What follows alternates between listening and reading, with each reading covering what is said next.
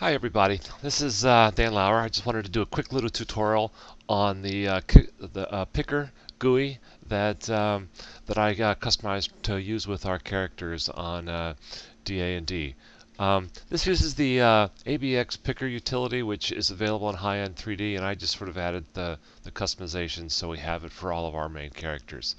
So to access this GUI, it should now appear for everyone under the scripts menu, which is here, and that should show up as abxPicker and bring up the picker utility. If you don't have that scripts menu set up, I believe there's another tutorial here somewhere that will explain to you how to do that. Now I have a simple little scene created here. This is not one of our scenes. I just created one and referenced all three characters in just to show how it works for everything. But if you have multiple characters in your scene, you can select the character you want to use by clicking on the name up here, and it shows up a little pop-up menu.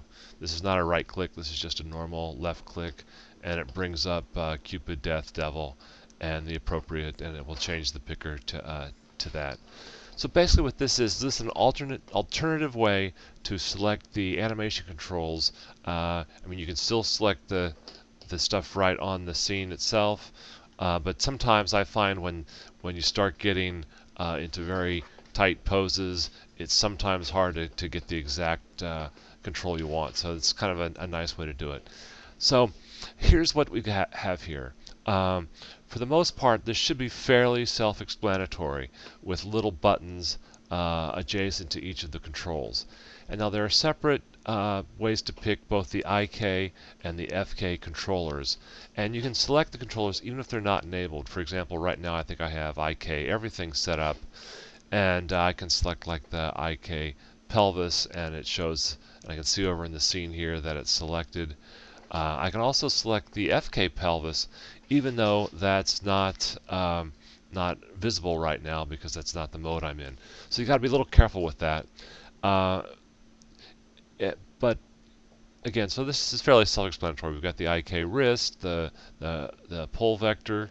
Here's the shoulder controls, the neck, the head, either IK or FK, and all the way down. And now on the hands, I've got each of the fingers, thumb, index, middle, ring, and pinky.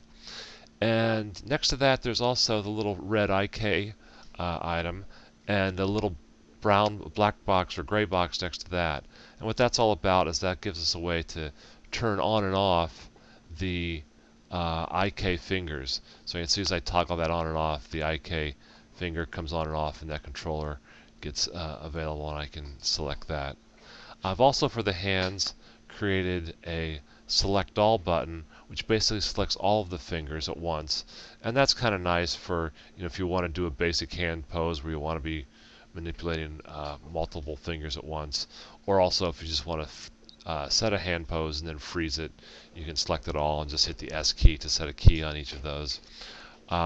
Also what we have here, and similar for the tail, I've got a select all and a key button for the tail.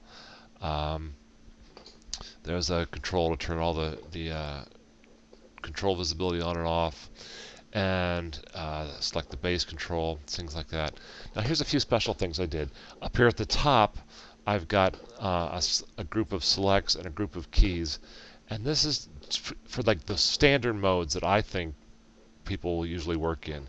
Either all FK, this is torso, head, left, right, FK for the torso and head, and IK for the left and right arms, and also IK, FK, IK for the if you just I always use the head and FK, but if everything else is IK. So that's a way to just like kind of select the controls you might be using and key them.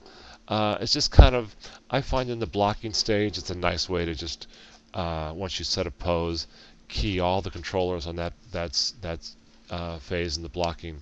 So you might find that convenient, you might not. The last thing down here is I also have this select everything, and that will select everything, IK, FK, every single control. And I find that nice if you're starting to adjust timing and you're doing it in the dope sheet, and you want to make sure that if you start sliding a pose around a few frames, you don't want to miss anything. So that's kind of where I use the select everything button. And that's pretty much it. Let's go over to what some of the other characters. If we look at death, there's quite a bit more going on here because I have the selection controls for the hood, or the cowl, and the hair, both pieces of that tail, the little adjustments. There's controllers to select the breast controllers. I also have you can select the glasses, and there's this little V for visibility right next to them that will basically let's show you, turn the visibility of the glasses controller on or off. There's a similar one for the dynamics controller.